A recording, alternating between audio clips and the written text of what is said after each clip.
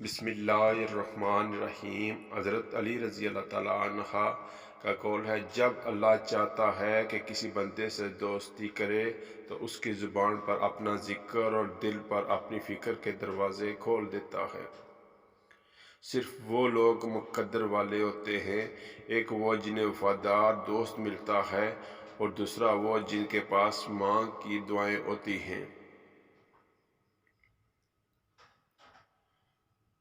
غرور میں مبتلا ہونا بھی جہالت کے لیے کافی ہے۔ رات کو کھڑے ہو کر پانی مت پیو، ورنہ اس سے ایسا درد پیدا ہو جائے گا جس کا علاج سوائے اس کے کہ کچھ نہیں کہ خدا آرام دے۔ جھوٹ بول کر جیت جانے سے بہتر ہے سچ بول کر ہار جاؤ۔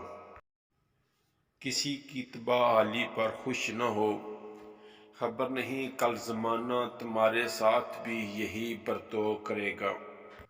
اگر خوش رہنا چاہتے ہو تو نہ امید رکھو اور نہ شکوہ کرو۔